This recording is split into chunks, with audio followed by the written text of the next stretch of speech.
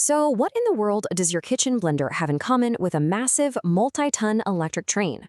Well, they both depend on this incredible, invisible force just to get moving.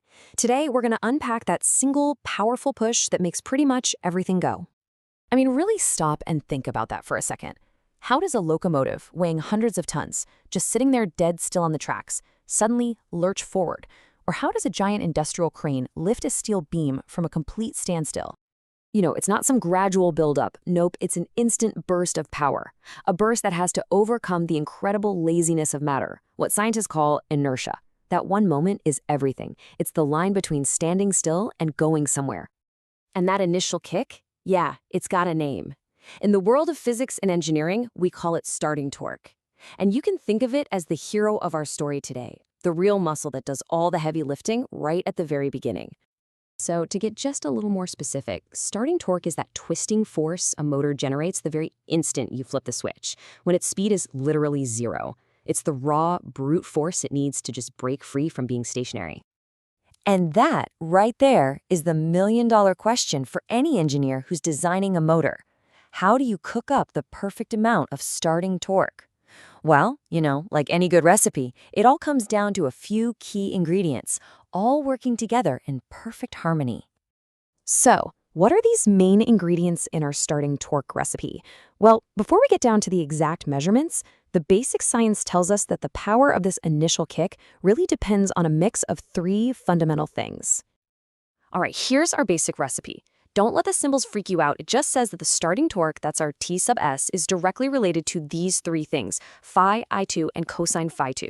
Now let's unpack what these strange-looking ingredients actually are. First up, you've got phi. That represents the stator flux. Just think of it as this powerful, invisible magnetic field that the motor lives in. Next, you have I2, the rotor current.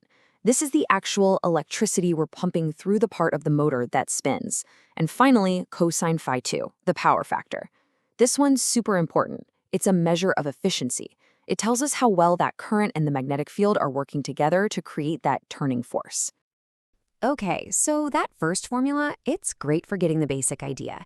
But if you really want to control and design a motor, you gotta go deeper.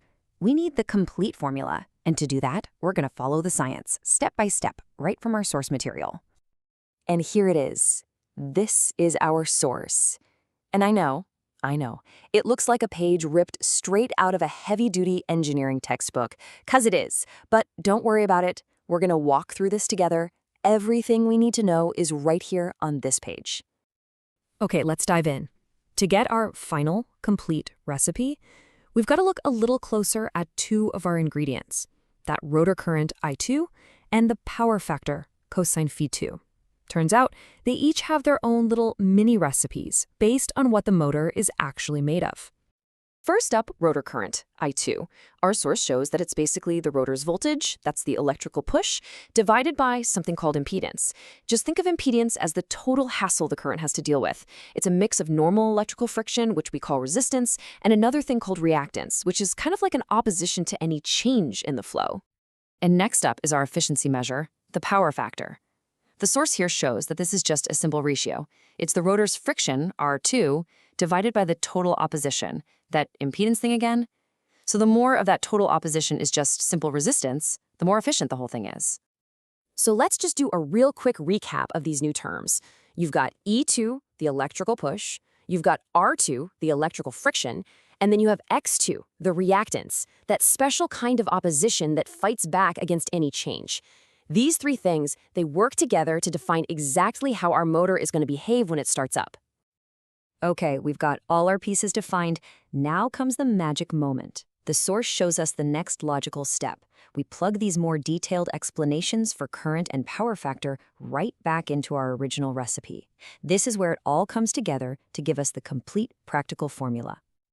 And boom, there it is, the whole shebang. Starting torque equals some constant, K, times the magnetic flux, times the rotor voltage, times the rotor resistance, all of that divided by the total impedance squared. This right here, this is the engineer's master recipe for creating that all-important initial kick. So we've got this really neat equation, but what's the point? I mean, why does this matter outside of a classroom? Well, this formula is the absolute bedrock of how we design and operate electric motors in the real world. It's a really big deal. I mean, think about it. This equation is like a powerful toolkit. It lets an engineer design a motor with insane starting torque for a crane, or a much gentler, quieter start for something like a fan. It helps them balance that raw starting power against how efficiently the motor runs later on. And maybe most importantly, if a motor just won't start, this formula is a diagnostic chart they use to figure out exactly what's wrong. So at the end of the day, that equation isn't just a description of what's happening. It's a control panel. Every single variable in there is a lever, a knob that an engineer can turn.